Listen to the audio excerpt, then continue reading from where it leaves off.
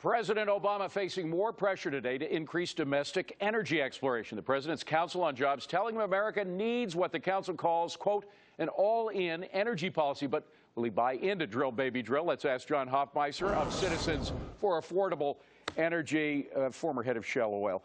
John, good to see you. Now, do you believe in this newfound love of the White House for drilling, particularly with regard to natural gas? Well, I think it's the newfound recognition that there's an election coming. Where's the president been the last 3 years, David? This issue of are we going to produce more domestic energy or not has been on the docket by every major corporation, every politician, and we've done nothing. Nothing in the 111th Congress. We've done nothing since the 111th Congress gave way to the 112th Congress. Last year, we paid the highest prices in the history of the country for liquid fuels, and this year's going to be worse. Well, don't, you know, I got to stop you, John. Maybe we should drill? Because the problem is not Congress. You mentioned it in terms of eras of Congress.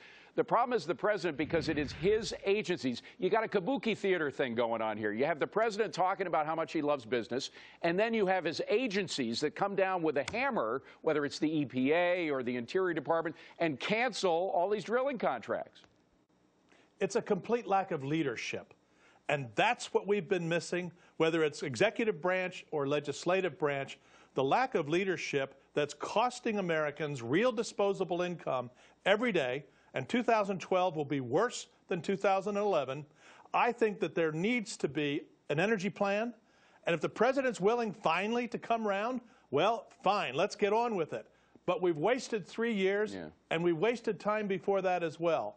So the nation should not be worried about the Straits of Hormuz, for Pete's sake. We have more energy than we'll ever use in this country, and we're not allowed to produce it. Well, there's something wrong with that when people are getting poor because we're importing oil when they could get wealthy because we produce our own energy. Okay, the president is a boss. The president appoints the head of agencies like EPA, for example. It has to be confirmed by the Senate.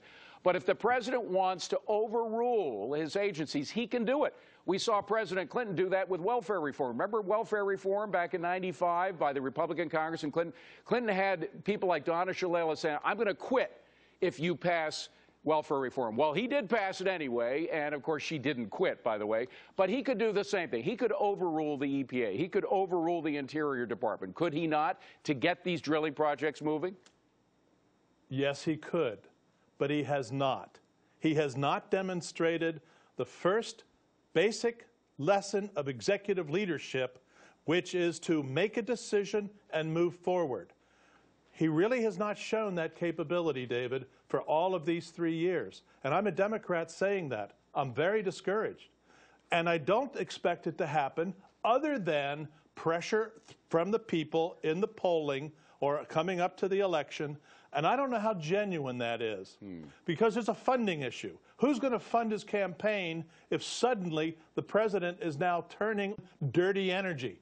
Well, maybe the oil companies. Maybe he'll take money from the oil companies and the energy companies that want more drilling. I mean, look, my point is that the White House is coming out with all these strange statements now, praising fracking, which of course is the way you get natural gas nowadays, praising companies like Dow Chemical and Westlake Chemical, praising the Marcellus Shale, saying it's a wonderful thing that this wonderful gas deposit in Pennsylvania is going to create. So is all of this just theater and him thinking that it's okay for me to praise it because eventually the EPA will overrule it? Or will there come a genuine confrontation between this president and his agencies that don't like the drilling?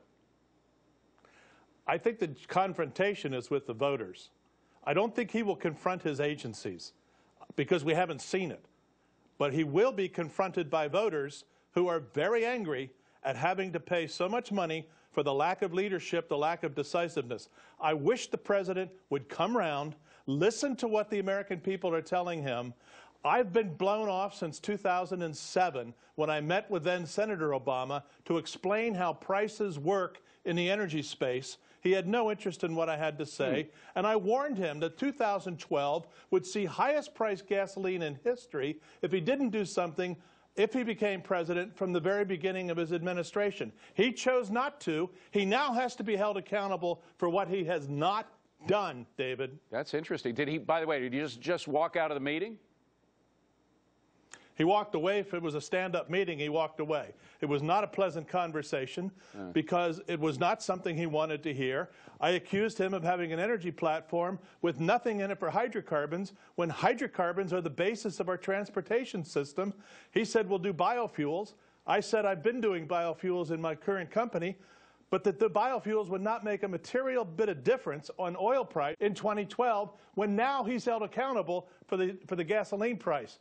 I told him you get a freebie in 2008 because it's not on your watch. But in 2012, it's on your watch. Yeah. And, Senator, you better watch out for what could happen by 2012. Well, here we are. Particularly when prices at the pump keep going up. John Hofmeister, good to see you. Thank you for coming in, John. Appreciate it. Well, the Romney Express